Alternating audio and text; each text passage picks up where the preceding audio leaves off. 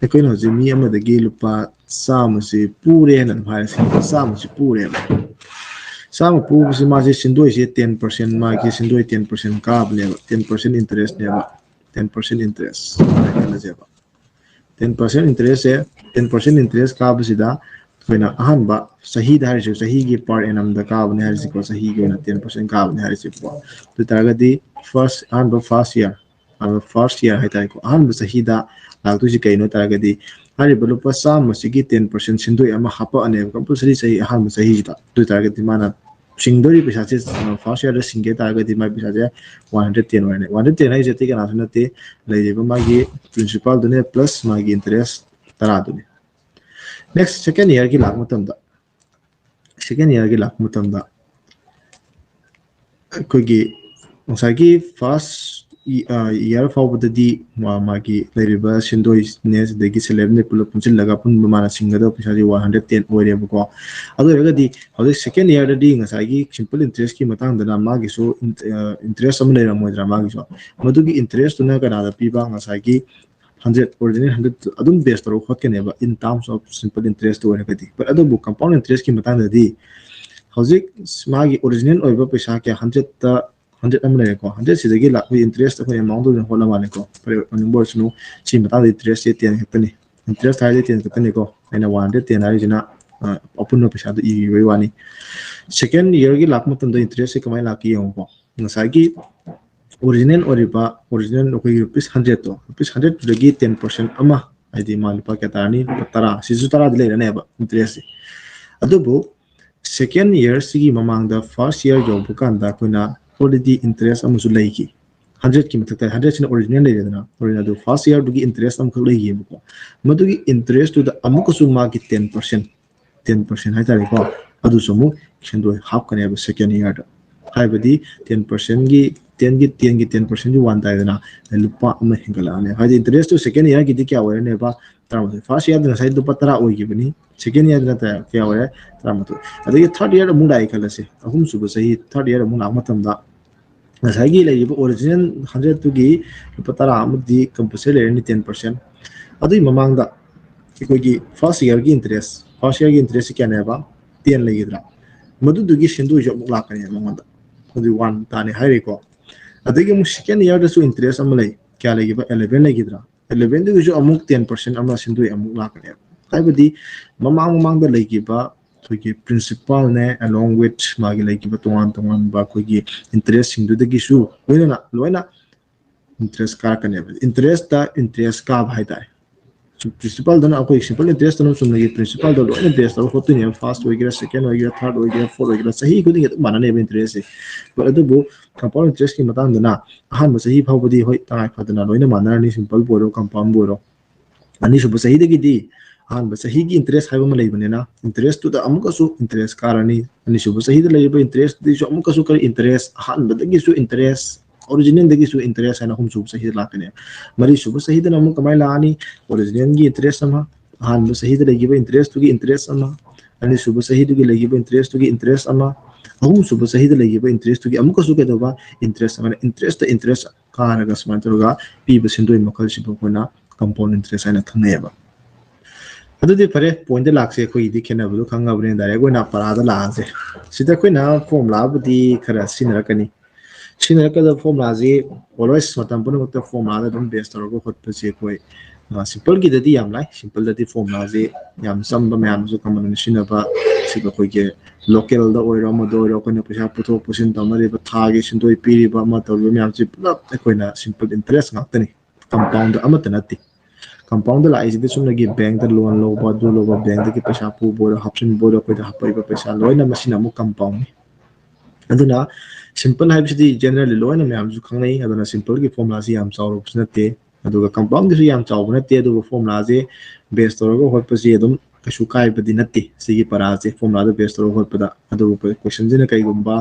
ꯁꯤꯝꯄꯜꯗ ꯈꯛꯇꯪ ꯕꯦꯁ ꯇꯧꯕ ꯅꯠꯇꯕ ꯀꯝꯄꯥꯎꯟꯗ ꯈꯛꯇꯪ ꯕꯦꯁ ꯇꯧꯕ ꯅꯠꯇꯕ ꯑꯗꯨꯒ ꯁꯤꯝꯄꯜ ꯀꯝꯄꯥꯎꯟ ꯑꯅꯤꯃꯛꯇ ꯕꯦꯁ ꯇꯧꯕ ꯀꯣꯏꯁꯟ ꯁꯨꯝ ꯍꯪꯉꯛꯄꯁꯨ ꯌꯥꯏ ꯑꯗꯨꯒꯨꯝꯕ ꯀꯥꯟꯗꯗꯤ ꯐꯣꯔꯃꯨꯂꯥꯗ ꯇꯧꯔꯒ ꯍꯣꯠꯄꯁꯦ ꯈꯤꯇꯪ ꯁꯥꯡꯗꯣꯛꯄꯒꯤ ꯈꯔ ꯂꯥꯛꯀꯅꯦꯕꯀꯣ ꯑꯗꯨ ꯌꯦꯡꯁꯦ ꯃꯇꯝ ꯃꯇꯝꯒꯤ ꯃꯥꯏ ꯀꯣꯏꯁꯟꯗꯨꯒꯤ ꯃꯇꯨꯡ ꯏꯟꯅ ꯍꯣꯠꯂꯛꯀꯗꯕ ꯉꯥꯛꯇꯅꯤ ꯐꯣꯔꯃꯨꯂꯥꯗꯤ ꯀꯩꯁꯨ ꯌꯥꯝ ꯃꯌꯥꯝ ꯑꯃ ꯂꯩꯔꯨꯕ ꯅꯠꯇꯦ ꯐꯣꯔꯃꯨꯂꯥꯁꯦ ꯌꯥꯝ ꯆꯝꯅ ꯑꯍꯥꯟꯕꯗ ꯑꯅꯤꯃꯛꯀꯤ ꯑꯗꯨꯝ ꯑꯩ ꯇꯥꯛꯄꯗ ꯑꯅꯤꯃꯛꯀꯤ ꯑꯗꯨꯝ ꯇꯥꯛꯀꯦ ꯁꯤꯝꯄꯜꯅ ꯁꯤꯝꯄꯜ ꯀꯝꯄꯥꯎꯟ ꯀꯝꯄꯥꯎꯟ ꯍꯥꯏꯅ ꯇꯥꯛꯑꯔꯣꯏꯒꯦ ꯐꯣꯔꯃꯨꯂꯥꯁꯦ ꯑꯍꯥꯟꯕꯗ ꯁꯤꯒꯤ ꯂꯥꯏꯟ ꯁꯣꯝꯗꯅ ꯃꯣꯏꯅ ꯁꯤꯝꯄꯜ ꯏꯟꯇꯔꯦꯁꯀ ꯃꯔꯤ ꯂꯩꯅꯕ ꯐꯣꯔꯃꯨꯂꯥꯈꯩ ꯏꯔꯒꯦ ꯁꯤꯝꯄꯜ ꯏꯟꯇꯔꯦꯁꯀ ꯃꯔꯤ ꯂꯩꯅꯕ ꯁꯣꯝꯗꯅ ꯑꯃꯨꯛ ꯀꯝꯄꯥꯎꯟ ꯏꯟꯇꯔꯦꯁꯀ ꯃꯔꯤ ꯂꯩꯅꯕꯈꯩ ꯏꯔꯒꯦ ꯁꯤꯝꯄꯜ ꯑꯅꯤꯃꯛ ꯏꯟꯇꯔꯦꯁ ꯉꯥꯛꯇꯅꯤꯀꯣ ꯏꯟꯇꯔꯦꯁ ꯍꯥꯏꯕꯁꯤ ꯑꯗꯨꯝ ꯈꯪꯉꯣ ꯑꯗꯨꯗꯤ ꯁꯤꯝꯄꯜꯒ ꯑꯗꯒꯤ ꯀꯝꯄꯥꯎꯟꯒ ꯍꯥꯏꯕ ꯋꯥꯍꯩꯁꯤ ꯂꯥꯛꯇ꯭ꯔꯤꯉꯩꯗ ꯑꯩꯈꯣꯏꯅ ꯈꯪꯒꯗꯕꯁꯦ ꯇꯥꯝ ꯈꯔ ꯍꯥꯏꯇꯥꯔꯦꯀꯣ ꯄꯤ ꯍꯥꯏꯕ ꯋꯥꯍꯩ ꯁꯤꯖꯤꯟꯅꯔꯛꯀꯅꯤ ꯄꯤꯁꯤꯅ ꯀꯔꯤ ꯑꯩꯈꯣꯏꯅ ꯁꯝꯇꯥꯏꯝꯁ ꯃꯥꯁꯦ ꯁꯝ ꯀꯥꯏꯅ ꯁꯤꯖꯤꯟꯅꯩ ꯁꯝ ꯑꯗꯩ ꯃꯥꯁꯦ ꯀꯔꯤ ꯄ꯭ꯔꯤꯟꯁꯤꯄꯜ ꯌꯥꯝ ꯀꯃꯟ ꯑꯣꯏꯕ ꯅꯦꯝ ꯍꯥꯏꯇꯥꯔꯦꯀꯣ ꯄ꯭ꯔꯤꯟꯁꯤꯄꯜ ꯀꯥꯏꯅ ꯁꯤꯖꯤꯟꯅꯩ ꯑꯗꯒꯤ ꯇꯥꯏꯝ ꯇꯤ ꯅꯠꯇ꯭ꯔꯒ ꯁꯝꯇꯥꯏꯝꯁ ꯑꯩꯈꯣꯏ ꯑꯦꯟ ꯀꯥꯏꯅ ꯁꯤꯖꯤꯟꯅꯩ ꯁꯤꯅ ꯔꯤꯄ꯭ꯔꯖꯦꯟ ꯀꯥꯏꯅ ꯇꯧꯋꯦꯕ ꯇꯥꯏꯝ ꯔꯤꯄ꯭ꯔꯖꯦꯟ ꯇꯧꯋꯤ ꯑꯗꯒꯤ ꯑꯥꯔꯁꯤꯅ ꯀꯔꯤ ꯔꯦꯠ ꯑꯣꯐ ꯏꯟꯇꯔꯦꯁ ꯀꯥꯏꯅ ꯔꯤꯄ꯭ꯔꯖꯦꯟ ꯇꯧꯋꯤ ꯔꯦꯠ ꯑꯣꯐ ꯀꯔꯤ ꯏꯟꯇꯔꯦꯁ ꯀꯥꯏꯅ ꯔꯤꯄ꯭ꯔꯖꯦꯟ ꯇꯧꯋꯦꯕꯀꯣ ꯑꯗꯨꯒ ꯑꯦ ꯍꯥꯏꯕꯁꯤꯅ ꯀꯩ ꯍꯥꯏꯅ ꯑꯦꯃꯥꯎꯟ ꯍꯥꯏꯅ ꯁꯨꯝ ꯃꯥꯒꯤ ꯁꯤꯝꯕꯣꯜꯗꯣ ꯁꯨꯝ ꯏꯊꯣꯛꯄꯒꯤ ꯋꯥꯅꯤꯀꯣ ꯈꯪꯅꯕ ꯍꯥꯏꯅ ꯑꯦꯃꯥꯎꯟ ꯍꯥꯟꯅꯁꯨ ꯂꯣꯏꯅ ꯈꯪꯕꯁꯨ ꯂꯣꯏ ꯂꯩꯔꯝꯒꯅꯤ ꯑꯗꯨꯝ ꯈꯪꯉꯦ ꯐꯔꯦ ꯈꯪꯗ꯭ꯔꯦ ꯐꯔꯦ ꯄꯨꯂꯞꯀꯤ ꯑꯗꯨꯝ ꯇꯥꯜꯂꯛꯄꯅꯤ ꯑꯗꯨꯝ ꯇꯥꯔꯣꯀꯣ ꯑꯗꯨꯗꯤ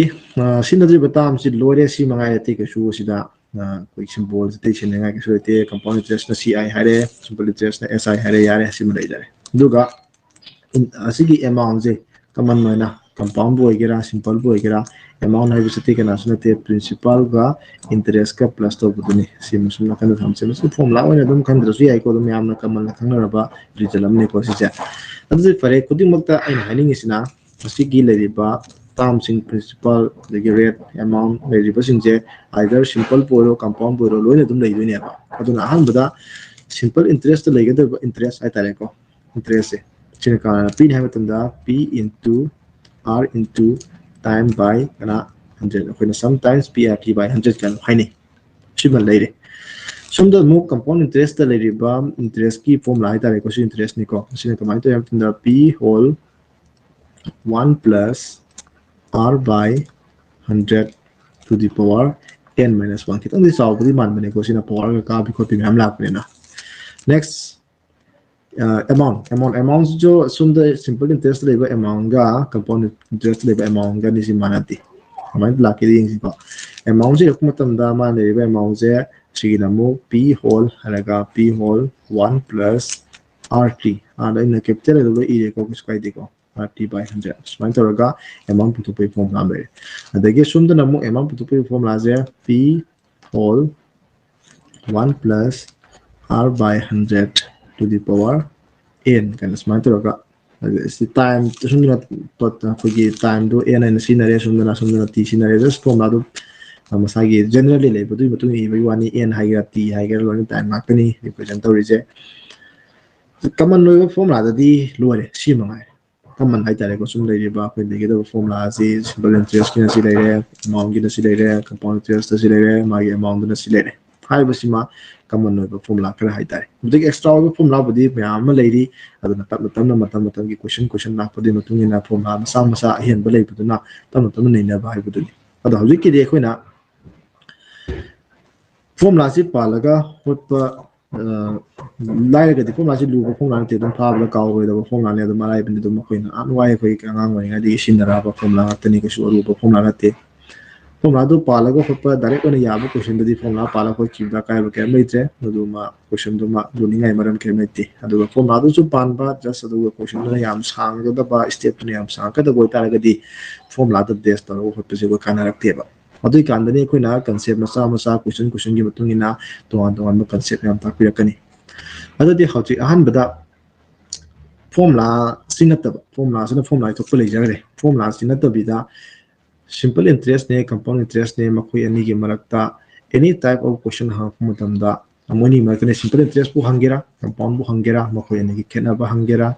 कंपाउंड इंटरेस्ट हाइगना अनी सुबह सही की अहुम सुबह सही की अदु दुन हंगेरा दगी पीरिबा मतमदुना सही अनी गा था अदुनी कायना हाइ पिरमबगुंबा अदुगुंबा कांदना कमाय तरोगा तौबा हाइब्रा चिंबा मखन मखन क्वेश्चन याम से खुंबा ngamnaba एग्जांपल मसा अम लरो होसेबा को सिदा कोना फॉर्मूला से पांदबिदा होतके हारगदी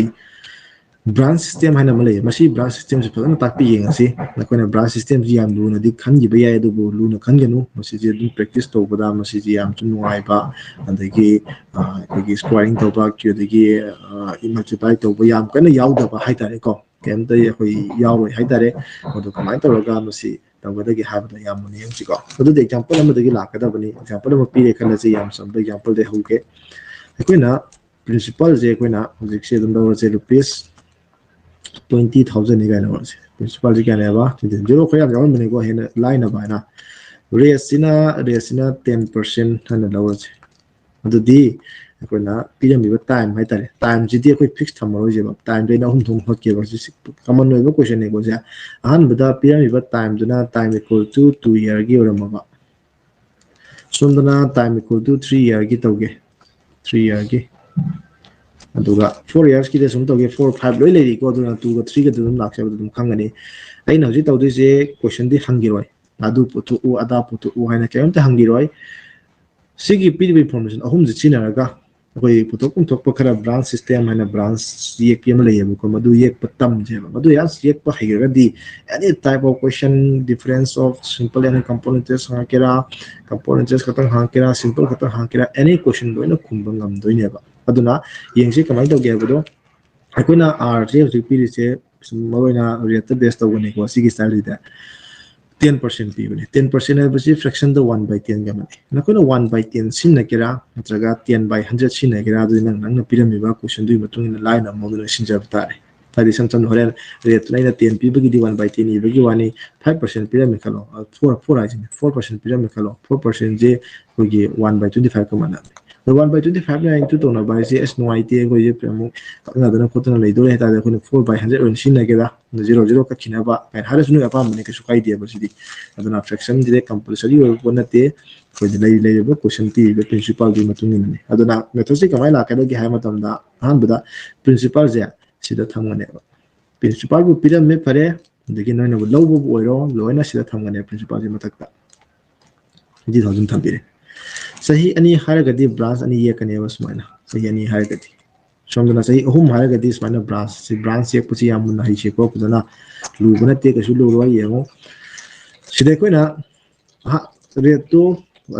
अनि ये बिसि को सिना फर्स्ट थागे सिना करी सेकंड फर्स्ट ईयर हारि नि कोचना अनि सिदे फर्स्ट थागे दगी सिना सेकंड थागे सेकंड दगी सिना थर्ड ईयर इन थागे स्माना the 1 by 10 1 by 10 putu habani 1 by 10 into to habani 1 by 10 into to the yam lai si budena rai budena ubena 2000 ta so lu kya tare 1 by 10 putu tu ni kya tare 2000 sido sumangai 1 by 10 putu tu ni 1 by 10 putu position 2000 tarani so 2000 tagani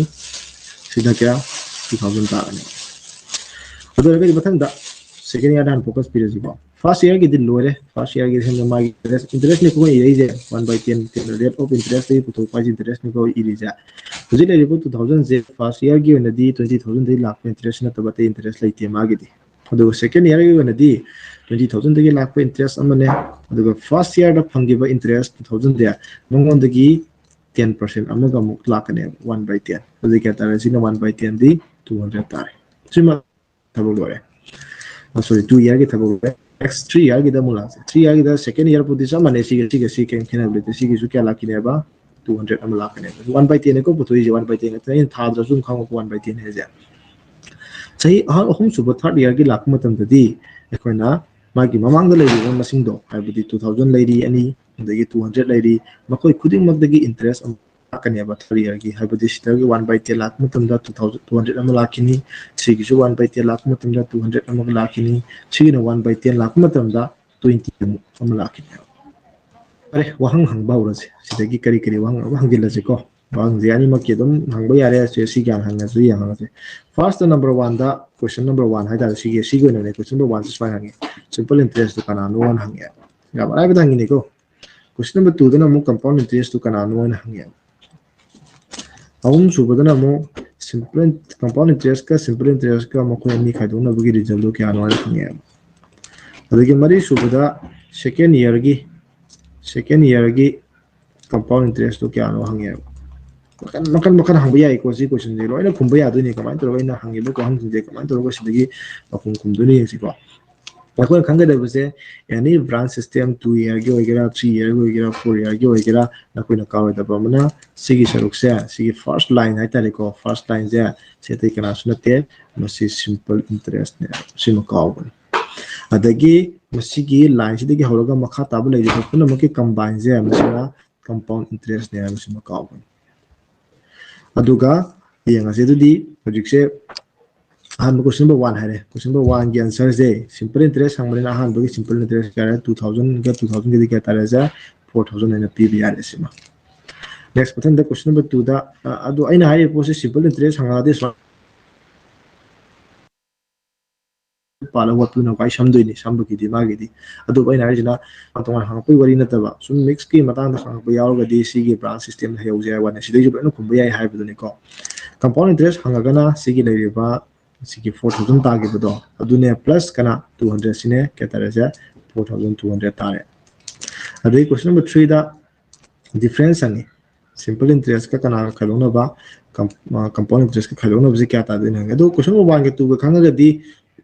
ꯑꯅꯤꯁꯤ ꯈꯥꯏꯗꯣꯛꯅꯕ 200 ꯇꯥꯏꯌꯦꯗꯣ ꯈꯪꯉꯦ ꯐꯔꯦ ꯃꯣꯏ ꯑꯅꯤꯁꯤ ꯈꯪꯗ꯭ꯔꯦ ꯈꯜꯂꯁꯤꯗ ꯀꯣꯏꯁꯟ number 3ꯅ ꯑꯩꯈꯣꯏꯅ ꯈꯜꯂꯁꯦ ꯀꯣꯏꯁꯟ 3 ꯑꯇꯩ 1 2 ꯄꯨꯊꯣꯛꯍꯟꯗꯕꯤꯗ ꯀꯣꯏꯁꯟ ꯅꯝꯕर 3 ꯑꯣꯏꯅ direct ꯍꯪꯉꯛꯄꯅꯦ ꯈꯜꯂꯁꯦꯕ ꯑꯗꯨ ꯑꯣꯏꯇꯥꯔꯒꯗꯤ ꯑꯩꯈꯣꯏꯅ ꯑꯁꯤꯗ ꯐꯥꯔꯁ ꯂꯥꯏꯟ ꯍꯥꯏꯇꯥꯔꯦꯀꯣ ꯁꯤꯝꯄꯜ ꯏꯟꯇꯔꯦꯁ ꯂꯩꯔꯤꯕꯁꯤ ꯅꯠꯇꯕ ꯁꯤꯒꯤ ꯃꯈꯥ ꯇꯥꯕ ꯍꯥꯏꯇꯥꯔꯦ ꯃꯈꯥ ꯇꯥꯕ ꯂꯥꯛꯏꯁꯦ ꯃꯁꯤꯁꯤ ꯅꯠꯇꯦ ꯀꯅꯥꯁꯨ ꯅꯠꯇꯦ ꯀꯝꯄꯥꯎꯟ ꯏꯟꯇꯔꯦꯁꯇꯤ ꯀꯅꯥ ꯈꯥꯏꯗꯣꯛꯄ ꯁꯤꯝꯄꯜ ꯏꯟꯇꯔꯦꯁ ꯈꯥꯏꯗꯣꯛꯄꯗꯨꯅꯦꯕ ꯍꯥꯏꯗꯤ ꯃꯈꯥꯗ ꯀꯅꯥ ꯂꯥꯛꯏ 200 ꯂꯥꯛꯇ꯭ꯔꯥ 200 ꯑꯩꯅ ꯊꯝꯕꯤꯔꯦ ꯑꯗꯒꯤ ꯀꯣꯏꯁꯟ ꯅꯝꯕꯔ 4ꯗ ꯑꯃꯨꯛ ꯂꯥꯛꯄ ꯃꯇꯝꯗ ꯁꯦꯀꯦꯟ ꯏꯌꯔꯒꯤ ꯀꯝꯄꯥꯎꯟ ꯏꯟꯇꯔꯦꯁ ꯍꯥꯏꯔꯦ ꯁꯦꯀꯦꯟ ꯏꯌꯔꯒꯤ ꯀꯝꯄꯥꯎꯟ ꯏꯟꯇꯔꯦꯁ ꯍꯥꯏꯇꯥꯔꯗꯤ ꯁꯦꯀꯦꯟ ꯏꯌꯔꯗ ꯈꯛꯇꯪ ꯐꯣꯀꯁ ꯄꯤꯒꯗꯕ ꯁꯤ ꯄꯔꯦꯡꯗ ꯀꯅꯥ ꯀꯅꯥ ꯂꯩ ꯍꯥꯏꯕ ꯁꯦꯀꯦꯟ ꯏꯌꯔꯗ ꯂꯩꯔꯦ 2000 ꯑꯃꯒ 200 ꯑꯃꯒ ꯂꯩꯔꯦ ꯑꯗꯨ ꯇꯥꯔꯒꯗꯤ 2000 ꯀꯌꯥ ꯇꯥꯔꯦ 400 ꯑꯩꯅ ꯇꯥꯔꯦ ꯑꯩ 400 ꯏꯔꯨꯔꯕ 2200 ꯍꯥꯏꯒꯗꯕ ꯑꯗꯨꯗꯤ ꯁꯣꯝꯗ 3 ꯏꯌꯔꯒꯤꯗ ꯀꯣꯏꯁꯟ ꯈꯔ ꯍꯪꯒꯦ ꯁꯤꯗꯅ ꯀꯣꯏꯁꯟ ꯍꯦꯟꯅ ꯊꯣꯛꯂꯛꯑꯅꯤ ꯃꯥꯗꯤ ꯀꯣꯏꯁꯟ ꯌꯥꯝ ꯊꯣꯛꯂꯛꯑꯅꯤ ꯌꯦꯡꯁꯤ ꯀꯣꯏꯁꯟ ꯅꯝꯕꯔ 1ꯗ ꯁꯤꯁꯨ ꯃꯉꯥꯏ ꯁꯤꯝꯄꯜ ꯏꯟꯇꯔꯦꯁ ꯀꯌꯥꯅꯣ ꯍꯪꯉꯁꯦ ꯑꯗꯒꯤ ꯅꯝꯕꯔ 2ꯗ ꯀꯝꯄꯥꯎꯟ ꯏꯟꯇꯔꯦꯁ ꯀꯌꯥꯅꯣ ꯍꯥꯏꯕꯁꯦ ꯍꯪꯉꯁꯦ ꯃꯥꯒꯤꯁꯨ ꯑꯗꯒꯤ ꯑꯍꯨꯝ ꯁꯨꯕꯗ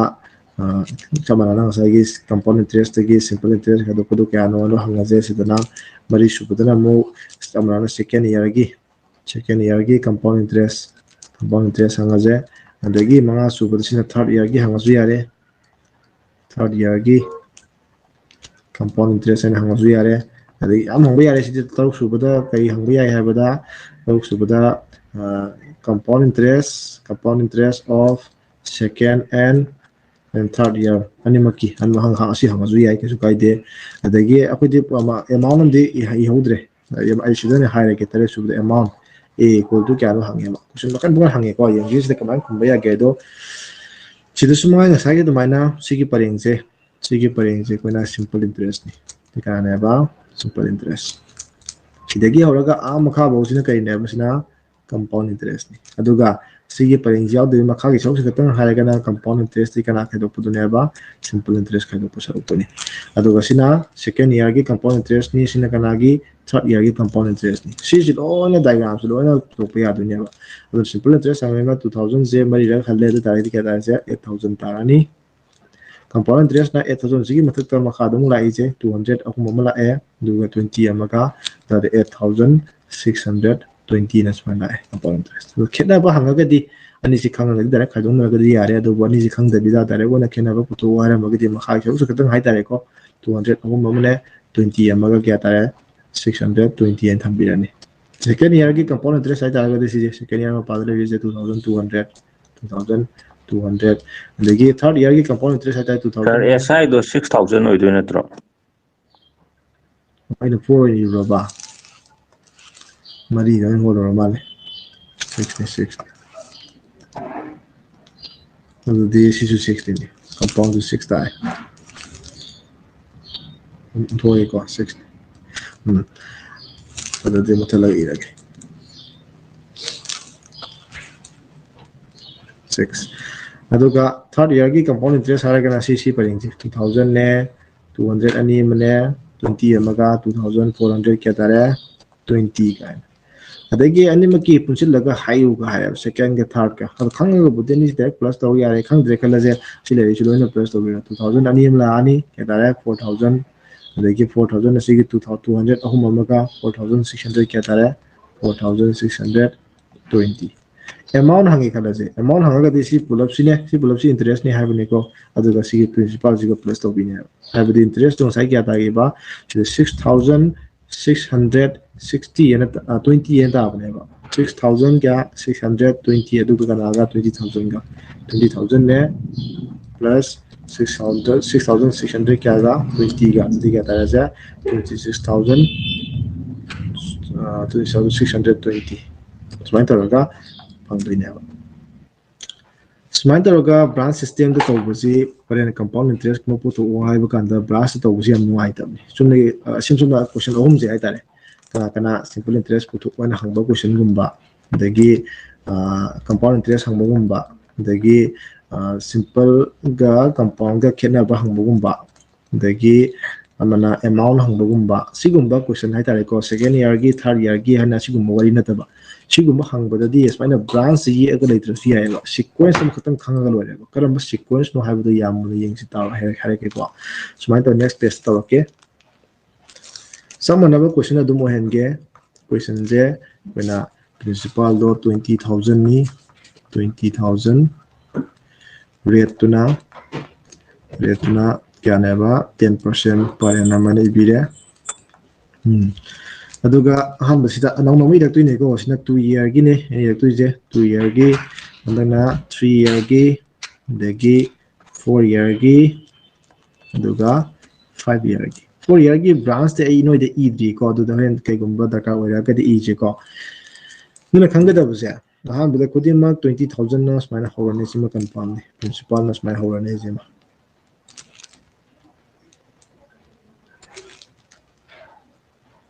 20,000 अदुगा सही अनि ओइरगना 1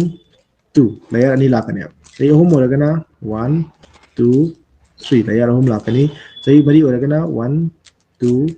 3 4 लेयर मरी लाकनी सही मा ओइरगना 1 2 3 4 5 लेयर मांगा स्माइ लाकने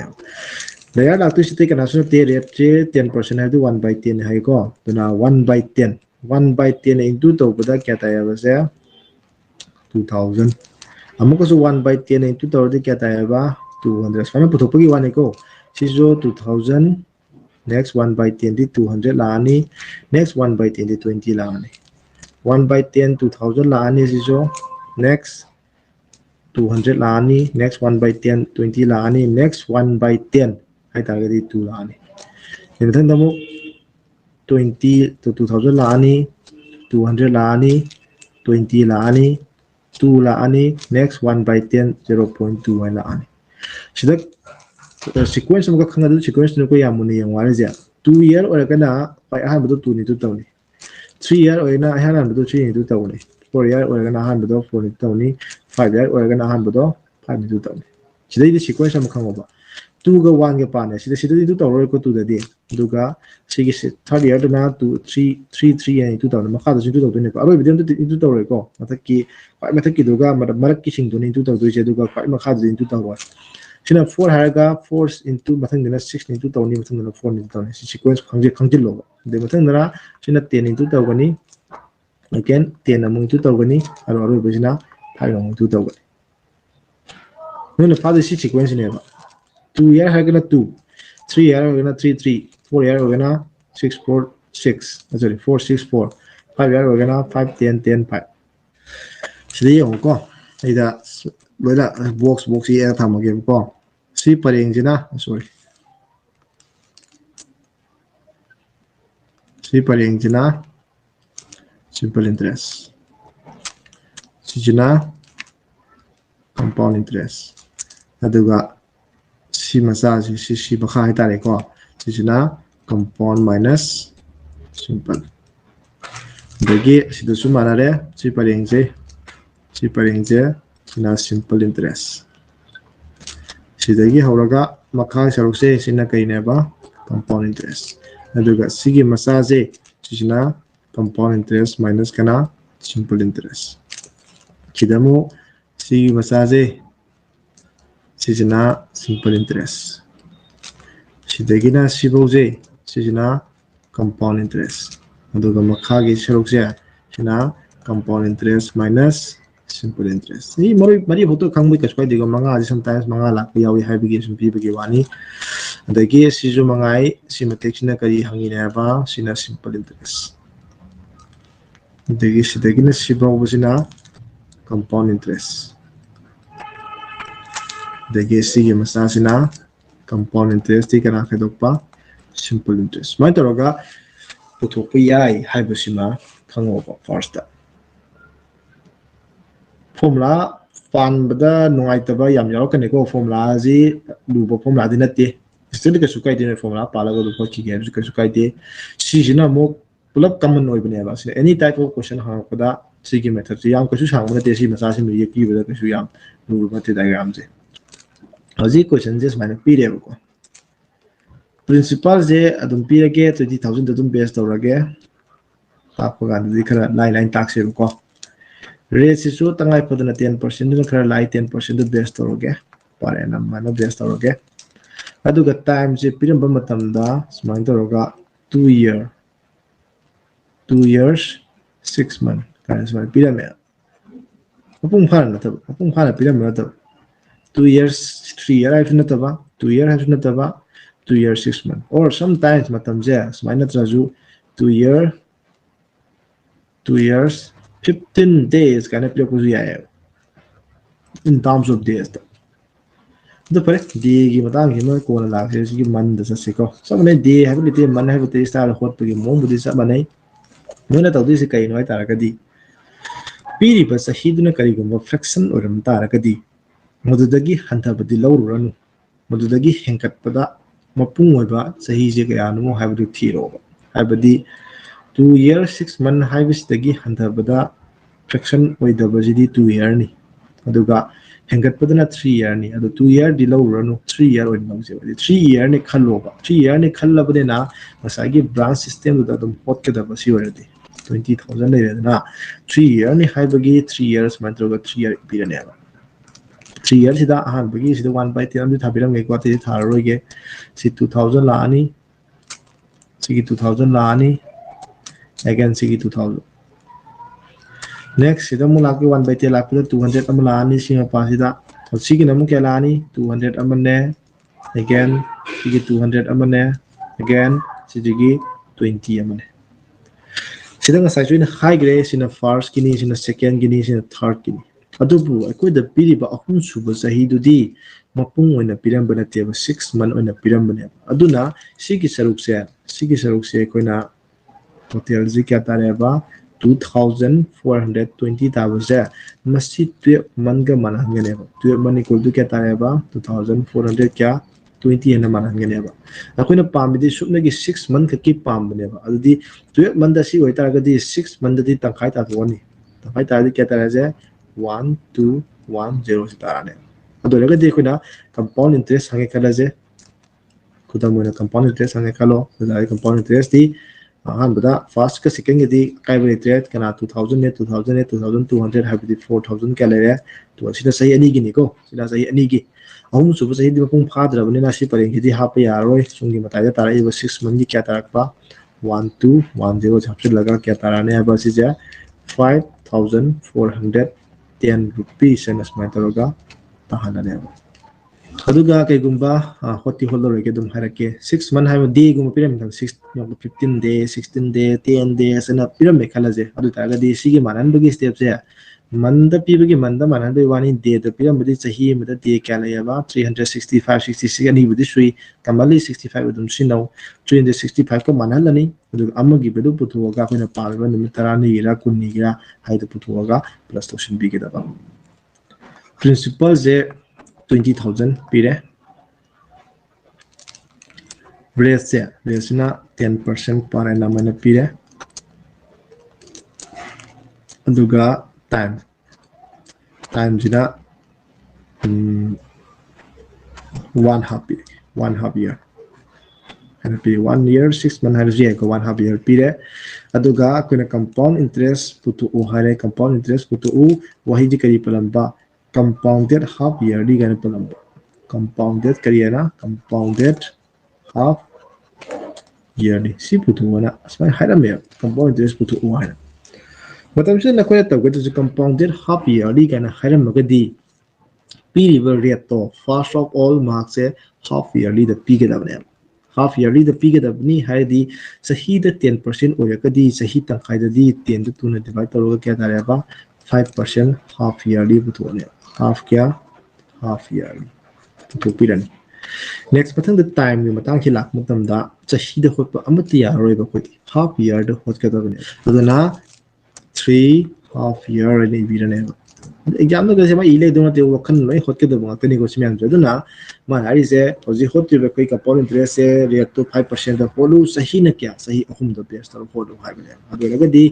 course ma evidence sahi ahum da base to compound interest putu hai bane na branch system to dru yare sahi ahum hai bane na 1 2 3 yani ibirani adu ko putu na 5% hai basi 1 by 20 ni 5% ji kana ga mana ya ba si se 1 by 20 ga mana bane adu di 1 by 20 putu ni 1 by 20 putu kya ga di reject to 00 ka 1000 tare 1000 again sigi 1 by 20 putu ni sigi 1 by 20 de mu ka kya tare 50 tare again sigi mu 1 by 20 putu ni sigi 1 by 20 putu ke 2.5 mu tare Spina, matang putu pire. Ado desidana 3 into tawne habani sa yung gi desidana kanana 3 into tawne ado de koin. Haning buko siya hakto nama compound interest hangan bagi compound interest PB bagi wani compound interest kya pire neba so 3000 plus 150 plus 2.5 habani kya tareba 3152 point kya taraneba 5 spina toga hamaneba. Di fare next matang question start da principal do manala je 20,000 ibirani dagi rate to 10% per annum ibire time duna spend rose time je 15 month hairage 15 months tha do ni pire quarter la na tha pi ma ne ko aduga koina putu tu sina compound interest putu u sina compounded quarterly have compounded quarterly quarterly compound to by taragadi akhoi mari na divide to quarter di 1 quarter je ko 1 by 4 dune ko quarter ma 1 by 4 de 4 na divide to thok ni ado ratio by to je 4 divide to fraction la na ratio on to was 20 gum la 20% na hoji ki line ba ni ko yang fraction la ning la fraction sub ti ba ni hoji ki line ba ibagi ba je 4 na divide to thok da na 4 divide to 5% quarterly tare quarterly adu di quarter amam habi sahi da ga di sahi tha train thui che mari ni do tha ahum ahum thung ne ko tha ahum do kya sahi yam doi bale kas kar walan je ji manga budi oi kas kai de manga ge khanga bu do kas kai de haro pare ne adu di quarter kya lai ni 15 month da manga lai roi da ai di 5 into 3 ai ta ahum quarter sahi manga lai ne ba adu di 20,000 se manga thoni de 1 2 3 4 5 adu putok tu sina 1 by 20 ni 1 by 20 sai putok kre si 1000 tai ha bani an bagi mathang dana 1 by 20 di 50 tare du 1 by 20 duna amuk 2.5 15 months so 5 quarterly do kamano ai di ahum quarter amana ahum sa doi ne ba tha ahum na quarter amane ba enda ba 1 quarter je 1 quarter equal to 3 month neba yarbo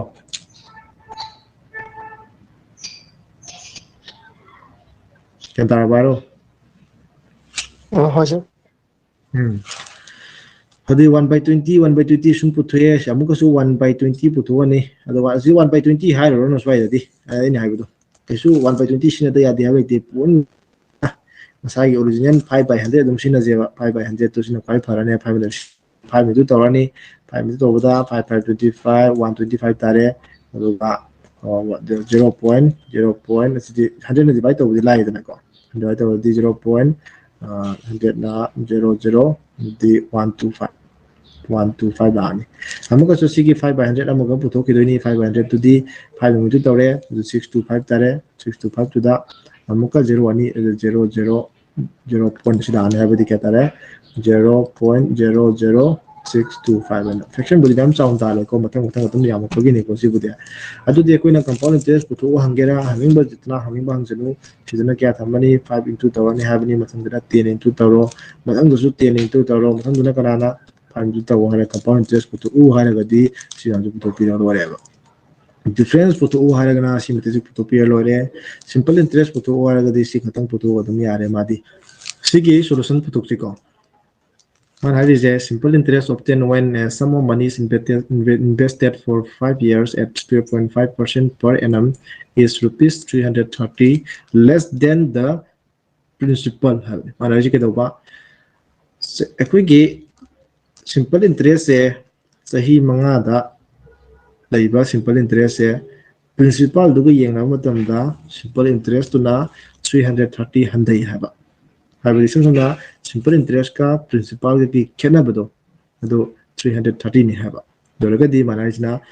interest earn अदि interest क्या फंगिना दि interest तो क्या no पुतु उसिनेबा अदो सिंग मदे मसी जे PRT by 100 पालागो होलसु यादी है दु हेना लाइव अन पीआरटी बाय 100 पाला होजिको मन हारि जे जे पीबा इंफॉर्मेशन जी मतुंगिना दि प्रिंसिपल दगी सिंपल इंटरेस्ट खाइदो पजे जी क्या नेबा 330 ने पिरामे माना अदुदी सिदगी एकोइना खंगम ngam मुनि जिको सिदगी यंगो सिदगी एकोइना प्रिंसिपल पी लेरे माइनस सिंपल इंटरेस्ट हाइबदी PRT by 100 PRT by kana नेबा 100 इक्वल टू 330 तारे सिदगी kana कमलौ यारे प्रिंसिपल जिमो कमलौ तो पे यारे प्रिंसिपल कमलौ गदी 1 plus 1 minus हारेगा आरटी kana नेबा 12.5 into times 5 by 100 equal to 330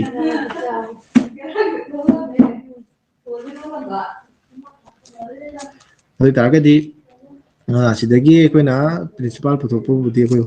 होलग पुथोजे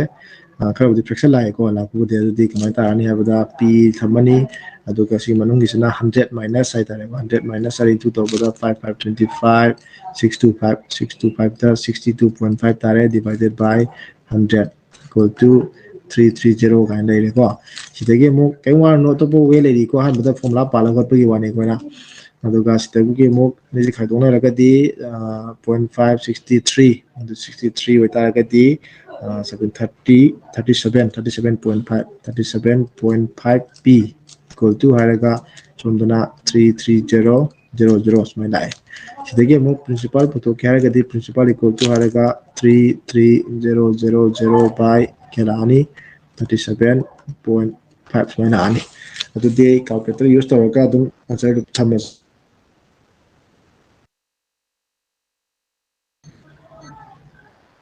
33000 divided 37.5 880 तार प्रिंसिपल क्या तारे बा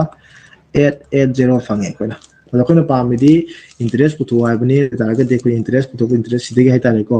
सिंपल इंटरेस्ट इक्वल टू हारेगा p दगी 330 खाइदोनी दो तारगे दी 880 दगी minus 330 खाइदोजे तारगे दी minus 330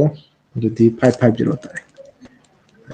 सिना फॉर्मूला पाला होतबिनी formula da based on what by tare ko ado sinataba atopo way si kai ka live de ko ka live de way si kai mata ka di concept sin sai formula da based on binataba ama in simple interest ka ki wa ba tungan ba concept amano da tala ge ko kamai to ge concept is mind to be or ne ko la tu ja ko ge simple interest se ko na RT% jina logane RT kana ba RT% si matam ji da principal je at this time principal je kana logo ne matam da 100% jina principal koi kene ba ta kama kai no habu gyan tara kine munai ra ke ko simple interest na kana ne ba RT% avina simple interest ni lowri ni ko let lowri ni ko low de any question ya do ni ko principal sigi course da hot laga na principal ajete kana sunte 100% du principal kawe adu era ga di hojui laktori jina yengo ba simple interest question hot pa hoga ko faida simple interest apoi deriva simple interest kana no hairaga di r kana ne ba 12.5 ni 12.5 duga percent r into time duna kana ne ba 5 ꯑꯗꯨꯒꯤ ꯄꯥꯔꯁꯦꯟꯠꯅꯦꯕ ꯁꯤ ꯄꯥꯔꯁꯦꯟꯠꯁꯦ ꯑꯗꯨ ꯇꯥꯔꯦ ꯁꯤ ꯄꯥꯔꯁꯦꯟꯠꯁꯤ ꯀꯌꯥ ꯇꯥꯒꯦꯕ ꯉꯁꯥꯏ 37.5% ꯇꯥꯒꯤꯕꯅꯦꯕ मसी simple interest ने simple interest क्या रहेगा 37.5 ने बिसिम कम यारे सिबा नेक्स्ट मथंग दा 37 अखोइना परसेंट तब तरसु के काय देखो परसेंट पदोइना गाउनी नोंगाइ तेरगना जस्ट जोरे आरटी एन दो तो नखरा पदो वाले परसेंट हाफ परसेंट गाउ दो माल परसेंट गाउ दा हाफ रन आरटी दो यार सिंपल इंटरेस्ट ना आरटी दगी सिम तंसिदा प्रिंसिपल ना 100 हाइता माइना अदो सिदजो क्या तारेबा 37.5 से तारे सिंपल इंटरेस्ट ने को माना पिरम मिशिना प्रिंसिपल दगी सिंपल इंटरेस्ट खादो पसे क्या पिरम बा 330 पिरम है दुदी प्रिंसिपल 100 नि सुंदना रुपीस ने को सुंदना को लौबा यूनिट तो नि 100 माइनस 37 सुंदना को नि 30.5 into 5 to 37.5 तादी आंसर तो इथो रे ना 62.5 आगे दम आंसर वाली इथो रे सिदेगी खादो कान तारका दो इरे ने 62.5 2 रुपीस क्या ने बा 330 ने अदुदी हाइबदी याम समना मानिंग इसे 37.5 से कना का मानरे बा रुपीस क्या का 330 का मानरे अदुदी अखोने पुथो को दिसे प्रिंसिपल पुथो हाबने सॉरी सिंपल इंटरेस्ट पुथो हाबने सिंपल इंटरेस्ट हाइबदी कना का माने बा 62.5 का माना बने 62.5 का 62.5 पुथो क्या तादी फर्स्ट अमगी बिदु पुथो ते यारो अमगी बिलु से कमाई तोरगा 330 हारी बिदु दा कनाना 37.5 में डिवाइड तो गने बा कनाना 330 सिदा कनाना डिवाइड तो बाहन बदा 37.5 में डिवाइड तो गनी अदुगा सिन अमगी बिलु ने को पुथो जे अमगी बिलु खंगा बने ना 62.5 की पुथो के तारगा दी इनटू 62. कना 5 में स्मार्ट तो तौरने बा सिन तो क्या ताके तो काके तो होला के को 330 into 62.5 अदुगा अमुक divided by 37.5 सिदा क्या तारे 550 and as part of that फंगने अब सिदा नमूरी जादू सिदा और अमुक जो और है तारे को अमुक जो और अमुक अमुक वाला जे सिदा सागी rate to the base तो रहा हो से अब तो R% equal to हमारे कमाना पिरम जे 12.5% 12.5% जे कोई 1/8 का माना बने को फ्रैक्शन दा सुना प्रिंसिपल गुंबा पिरम दबददी प्रिंसिपल लोबम संगे लेट तो दब याते प्रिंसिपल लेट तो बगे नियम जे अखोइगे सिंपल का कंपाउंड का मिक्स तो वरमगदी नियम बुदी मखादा लेजिबा फ्रैक्शन अखोइगे रेट तो फ्रैक्शन द ओल मतुन द फंगिबा मखागी मसिंग दो मदु पावर 5 कारगा लो हाइना दी हाइने अदु बखोइदि कंपाउंड इंटरेस्ट की वरी दी याउते सुनगे सिंपल इंटरेस्ट का की वरी नि अदुना सिंपल इंटरेस्ट हाइबसी फर्स्ट अहान बगी परिंग दुम लोइदा मखा ताबा कोइना ब्रांच अथरी दि कंपाउंड इंटरेस्ट की ओरंगनी अदुना फर्स्ट लाइन खतंग तौगदना पावर 5 का द्रजु याने फर्स्ट लाइन खतंग इगदमनेना कोइ प्रिंसिपल दो 8 स्क्वायर लोबा लोबगी वाने को डेट तो सिलिने को प्रिंसिपल 8 स्क्वायर दि क्या 64 इरंगे कोना कंदा 8 स्क्वायर इक्वल टू क्या लौरेबा 64 लौरे अदुदगी दे अहान बगी फर्स्ट लाइन दो खतनी कोई सिंपल इंटरेस्ट ओरे से सिगी 1 by क्या पुथुर 1/8 पर 8 स्क्वायर लोबगी नुआइ ब मना करिगिनो 100 लौरसि आइ कसु काइ देखो 100 लौगे आइ 16 लौगे ने अपाम बलौबु कसु काइ दे 8 स्क्वायर लोबगी नुआइ बना करिनो हाइ तारगदि होरेन मागी 1/8 पुथु कांदा 8 तारकनेबा 8 क्यूब लौरे खलो 8 स्क्वायर तारकनेबा अदगी 8 to the power 5 लौरे खलो 8 to the power 4 तारकनेबा फ्रैक्शन दि तारोइबा अदि कसु काइ देखो नोजे सिना 64 से लोग नुआइते तारे जो अमेक तो लोग कसु काइ देखो सिदे सिम नुआइते अकोइ 8 ना डिवाइड तो याबा मसिंग अमा अपिक अपिक पदम लोगे है 8 लोगे से याइ का प्रिंसिपल तो क्या लोबा 8 खतंग लोगे से प्रिंसिपल क्या लोरेबा 8 खतंग लोगे से कसु काइ दे तो सिगी 1/8 पुथो को जो फ्रैक्शन ता देबा 1/8 पुथो को क्या ताइ जे 5 ताबरा तारे को से अदुदी सॉरी 5 ताबरा ताइ जे 1 ताइ हरगा है कोना ताकद बस लोई मिट उबनेना अदु हेक्टा नि यबा 1 लेरे असai chahi manga gi di koi 5 year gi bene chahi manga gi di hobudu manga ni tu tawni haidai ne simple interest ne du yara ba yong je simple interest to 5 phange koi da 5 phange du ta bana pyramid bana principal dagi simple interest khai dok pa je si kya ne ba 330 ena pyramid principal dagi simple interest khai dok pa se koi 3 madang gi da 3 equal to kya ta re ba 330 ta re rupees 3 siniko sidege khadok siniko minus 3 niko ji khadoi ja si phangi niko muni khadong na be result ja adu akhina simple interest puto aina simple interest ti kana gi bilu puto to ne ba 5 gi bilu puto ni adu taraga di si 0 ni 330 by ahamada amagi bilu puto ke de chinna divide torani into kalani 5 lani do taraga di ke taraja 110 adi ke tara 550 tai si libra kasi kai de si no ya ini method yan tai ji ni si to na pamba no na khalaga do di no na haina da ba method na ko no sa tare si gi lowi matang se principal lowi matang do 8 lo gera 16 lo gera dagi 84 lo gera 64 lo gera dagi 32 lo gera 8 na divide to ya machine do ba matra di ren farak tara kane ba aduga compound interest putoka da koi tara di na haiduni 8 kumba dagi 8 square 16 gumba 24 lo rudi fraction ngak tungai gani fraction la pasi am ngai ta bani aduna compound interest yaw holok ka da koi tara ga di chahi du gi matung ina 8 the power chahi gana 5 chahi ahum gana 8 cube chahi ayi gana 8 square smai da ga la ro kene ba